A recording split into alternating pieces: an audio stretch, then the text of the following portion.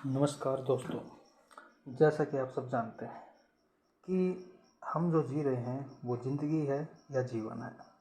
और जीवन में हर किसी का कोई न कोई दुश्मन होता है, कोई न कोई शत्रु होता है और कोई दोस्त भी होता है। लेकिन जो ये दुश्मन होते हैं ये क्यों होते हैं? ये दोस्तों में से ही बनते हैं या दोस्तों के कारण बनते हैं।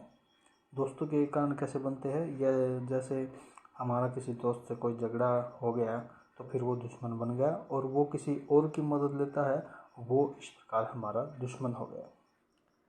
तो यदि हम अच्छे आदमी हैं और हम शांति प्रिय आदमी हैं तो हम दुश्मन का भी बुरा नहीं करेंगे। लेकिन दुश्मन हमारा बुरा कर जाता है तो हम क्या करें? कुछ लोग जो है तांत्रिकों की शरण लेती हैं या यंत्र मंत्र तंत्र पंडित जियों के पास जाते हैं। मैं इनके बाद की बात बता रहा हूँ। अगर ये सब करने से भी कुछ फ़ायदा नहीं हुआ तो हम क्या करें? तो हमें ये करना चाहिए कि चुपचाप उस वक्त के बीत जाने की प्रतीक्षा करनी चाहिए। ठीक है, क्योंकि इसका मतलब ये है कि वो वक्त ख़राब है और इस खराब वक्त में हम अगर कुछ भी करेंगे तो सब उल्टा ही होगा, यह हमको पता होता है। तो उस वक्त लड़ाई झगड़ा न करके या कोई भी प्रहार न करके उस वक्त के सिर्फ बीत जाने की प्रतीक्षा करना और भगवान की शरण में उनका ध्यान करते हुए उनसे यह निवेदन करते हुए कि इस संकट का निवारण जल्द ही हो, हमें अपना नियमित कार्य करते रहना चाहिए और सावधान भी रहना चाहिए। ठीक है, मैं स्वयं ऐसा ही कर रहा हूँ और बाकी लोग क्या कर रहे हैं, क्या कुछ नहीं कर रहे हैं, वो हो जाने।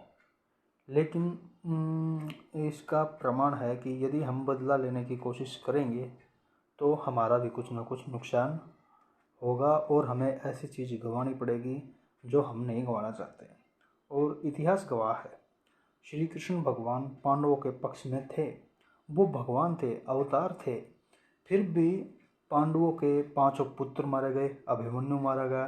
तो इससे यही सिद्ध होता है कि युद्ध जो होता है वो धर्म या अधर्म नहीं देखता है।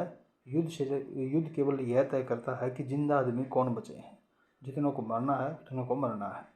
इसलिए अपनी तरफ से कोई युद्ध या प्रहार नहीं करना है। मैं गया था एक जगह से, वहाँ पे मेरे दुश्मन ने एक टेंटे पे कुछ उल्टा सीधा बोला। मैं उधर से गया था लेकिन मैंने उसको इग्नोर कर दिया और मैं चुपचाप निकल गया। तो उस दुश्मन ने कहा मैं ना बोलूँगा, ऐसे गा के बोला वो। ठीक है, हालांकि मुझे पता था कि ये मुझे उकसा रहा है बोलने के लिए या और कुछ करने के लिए, लेकिन मैं चुपचाप निकल गया। तो ऐसे ही हम सबको जीना है और हर बार एक दिन पाप का घड़ा भरता है और वो फूटता भी है। यह हम सुनते हैं और जिस दिन वो घड़ा फूट जाएगा हम विश्वास कर लेंगे। लेकिन हम और कुछ कर भी कह सकते हैं भाई? कुछ नहीं कर सकते।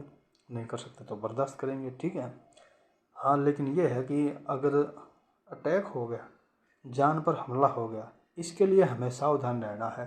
फिर चुपचाप पिटने में कोई भलाई नहीं है। फिर धे धाड़ जैसे जो होता है वैसे हो। आगे प्रभु की इच्छा। तो नमस्कार, धन्यवाद। मैं यही कहना चाहता था और कुछ गलती हुई हो बोलने में तो क्षमा प्रार्थी हूँ। धन्यवाद।